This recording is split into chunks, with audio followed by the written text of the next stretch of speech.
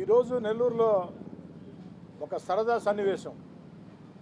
ఏంటా సరదా సన్నివేశం అంటే, జిల్లా పార్టీ అధ్యక్షుడు కాకాణి గోవర్ధన్ రెడ్డి గారు, నగర YSR Congress party incharge MLC మిత్రుడు పర్వతరెడ్డి చంద్రశేఖర్ రెడ్డి గారు, వీరికి తోడు మరో 17 మంది ఎమ్మెల్సీలు, అంటే 18 మంది ఎమ్మెల్సీలు.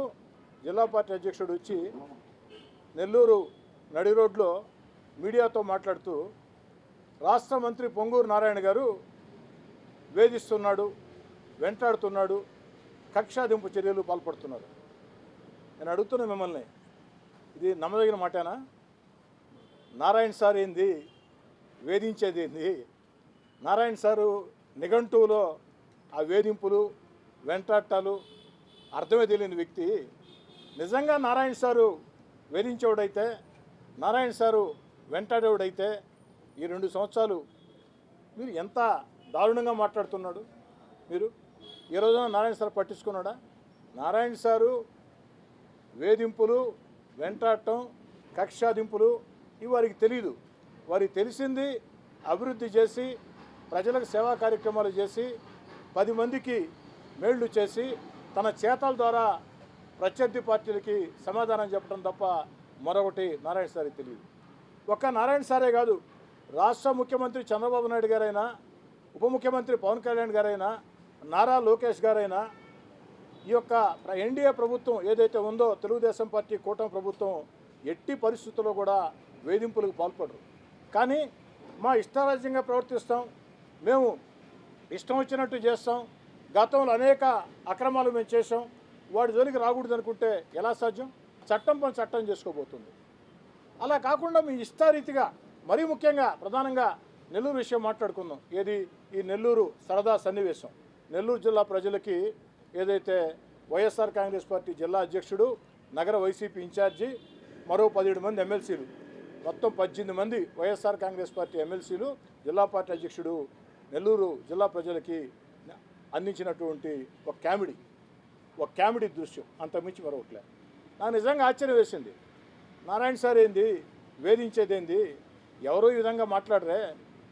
నారాయణ సార్ని వెంటాడేదేంది? వాస్తవానికి జరిగిందేమిటి? రాష్ట్రంలో అనేక విద్యా సంస్థలు ఉంటాయి. ఆ విద్యా సంస్థల్లో అధికారులు తనిఖీలు చేస్తూ ఉంటారు. మరీ ముఖ్యంగా విద్యా సంవత్సరం ప్రారంభించేటప్పుడు కొన్ని రొటీన్ తనిఖీలై, అది ఎప్పుడూ జరిగేదే. మరి నెల్లూరులో మిత్రుడు పర్వతరెడ్డి చంద్రశేఖర్ రెడ్డి గారి మీద, సంస్థల మీద రొటీన్ తనిఖీలు చేశారు. దానిలో ఏదైనా తప్పులుంటే సరి చేసుకోవచ్చు. మరి ఇక్కడే కాదు, భీమవరంలో, పశ్చిమ గోదావరి జిల్లా భీమవరంలో స్వయంగా నారాయణ సార్ విద్యా సంస్థల మీదే తనిఖీలు చేశారు. అంటే నారాయణ సార్ విద్యా సంస్థల మీద తనిఖీలు తెచ్చుకున్నట్ట? ఏం మాట్లాడుతున్నారు నాకైతే అర్థం కావట్లేదు. రొటీన్ తనిఖీలు. మీరు తప్పు చేయకుంటే ఉనికి పడాల్సిన అవసరం లేదు, తప్పు చేసి ఉంటే సరి చేసుకోవచ్చు. ఏమైనా వచ్చి అంతకంటే ఏమైనా ఇష్టారాజ్యంగా వారు ఏదైనా ప్రవర్తించారా? లేదు కదా. అనేక విద్యా సంస్థలు, మిత్రుడు చంద్రశేఖర్ రెడ్డి గారు ఎమ్మెల్సీ కాబట్టి, వైసీపీ ఎమ్మెల్సీ కాబట్టి, దీన్ని కూడా రాజకీయంగా ఎలా అనుకూలంగా మార్చుకోవాలా? ఎందుకనంటే వచ్చే ఎన్నికల్లో నెల్లూరు నగరం నుంచి పొంగూరు నారాయణ గారే తెలుగుదేశం పార్టీ అభ్యర్థిగా దాదాపుగా పోటీ చేస్తారని చెప్పి అందరి అభిప్రాయం. అయితే అభ్యర్థి ఎవరు అనేది ముఖ్యమంత్రి చంద్రబాబు గారి ఇష్టం. సహజసిద్ధంగా పొంగూరు నారాయణ గారు పోటీ చేస్తారని అందరి అభిప్రాయం. మరి దాన్ని వైఎస్ఆర్ కాంగ్రెస్ పార్టీ ఇన్ఛార్జ్ పర్వతరెడ్డి చంద్రశేఖర్ రెడ్డి గారు, మీరు ఎలా ఎమ్మెల్యే టికెట్ తెచ్చుకోవాలా అని ఆలోచన చేయండి, తప్పులేదు. కానీ దానికి ఇలాంటి ఆరోపణలు సరికాదు. మీకు టికెట్ మీద అభద్రతాభావం ఉందేమో నాకైతే తెలియదు. నాకు తెలిసైతే నాకేం లేదు అభద్రతాభావం. పర్వతరెడ్డి చంద్రశేఖర్ రెడ్డి టికెట్ మీద నాకు అభద్రతాభావం లేదు. మీకేం అభద్రతాభావం ఉందా? లేకుంటే వైఎస్ఆర్ కాంగ్రెస్ పార్టీ అంతర్గత రాజకీయాలు ఏమన్నా, గ్రూప్ రాజకీయాలు ఏమన్నా దీనికి ఆజ్యం పోసాయా? నాకైతే తెలియదు. కానీ దాన్ని తీసుకొని వచ్చి నారాయణ సార్ మీద, అదేదో చెప్పేవాళ్ళ మీదన్నా చెప్తే వింటారు, కానీ నారాయణ సార్ మీద చెప్తే ఏమన్నా వింటారండి? అంతేకాదు, ఒక ఉదాహరణ చెప్పాలి మీకు. 2019-24 మధ్యలో నేను 3.5 సంవత్సరం పాటు వైఎస్ఆర్ కాంగ్రెస్ పార్టీ ఎమ్మెల్యేని. ఒక 16 నెలల ముందు వైఎస్ఆర్ కాంగ్రెస్ పార్టీతో విభేదించి దూరంగా జరిగి వచ్చినండి. నేను ఆ 3.5 సంవత్సరం అధికారంలో ఉన్నప్పుడు కొంతమంది తల్లిదండ్రులు కొంతమంది విద్యార్థుల సమస్యల్ని నారాయణ సార్ విద్యా సంస్థల్లో నా దృష్టికి తీసుకొని వచ్చారు. నారాయణ సారే కాదు, మరికొన్ని విద్యా సంస్థలు కూడా నా దృష్టికి తీసుకొని వచ్చారు. మీకు తెలుసు, ఎవరైనా సమస్య చెప్తే నేను ఏ విధంగా స్పందిస్తున్న విషయం. నేను నేరుగా అధికారులను తీసుకెళ్ళి ఆ సంస్థల వద్దకే వెళ్ళి హుందాగానే గౌరవంగానే ఆ విద్యార్థుల పక్షాన తల్లిదండ్రుల పక్షాన మాట్లాడా. అధికారులు కూడా చెప్పా, అధికారులు కూడా వచ్చారు, మొత్తం అంతా కూడా పరిశీలించారు. ఏదైనా ఉంటే సరి చేసుకున్నారు, లేని వాటికి లేదని చెప్పారు.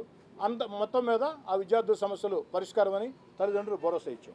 ఒక్క నారాయణ సార్ విద్యా సంస్థలే కాదు, అనేక విద్యా సంస్థలు మీకు తెలుసు, బయట వాళ్ళకి తెలియకపోవచ్చు. హాల్ టికెట్ల సమస్య వస్తే, విద్యార్థులు హాల్ టికెట్ల సమస్య వస్తే ఒక్క నెల్లూరు రూరలే కాకుండా నెల్లూరు జిల్లాలో ఉండే అన్ని కళాశాలల్లో స్కూళ్ళల్లో స్పందించి ఏ విధంగా పనిచేస్తుంది మీకు తెలుసు. కొన్ని దగ్గర నేనే స్వయంగా వెళ్ళా. కొన్ని సెంటర్లో హాల్ టికెట్ లేవంటే, ఇవ్వటం లేదంటే లేట్ అవుతుందని చెప్పని నేనే వెళ్ళి హాల్ టికెట్లు ఇప్పించాం. మరి నారాయణ సార్ విద్యా సంస్థలే కాదు, పేషెంట్ల కోసం ఆ రోజు నారాయణ సార్ హాస్పిటల్కి వెళ్ళాం, మాట్లాడున్నాం. మరి ఆ రోజు నేను వెళ్ళిన రోజు నారాయణ సారు ఆ సమస్యలు ఏమిటి, విద్యార్థుల సమస్యలు అంటే నారాయణ సార్ కింద పనిచేసే ఉద్యోగస్తులు నారాయణ సార్కి సమాచారం ఇస్తే ఆ సమస్యలు ఏమిటో తెలుసుకోమని చెప్పారు, దాన్ని పరిష్కారం చేశారు. అధికారులు కూడా ఏదైనా ఉంటే సరి చేస్తామని చెప్పారు, సరి చేసుకోమని చెప్పారు. అంతేగాని నారాయణ సార్ ఆ రోజు నేను తెలుగుదేశం పార్టీ ఎమ్మెల్యే అభ్యర్థిగా ఓడిపోయాను కాబట్టి, నేను తెలుగుదేశం పార్టీ మాజీ మంత్రిని కాబట్టి నన్ను కక్ష సాధిస్తున్నారని చెప్పని రాష్ట్రంలో ఉండే తెలుగుదేశం పార్టీ ఎమ్మెల్యేలని, తెలుగుదేశం పార్టీ ఎమ్మెల్సీలని నెల్లూరు నగరానికి తీసుకొని వచ్చి ఇలాంటి రాజకీయాలు చేయలే. అంతేకాదు హుందాగా ప్రవర్తించారు, హుందాగా వ్యవహరించారు.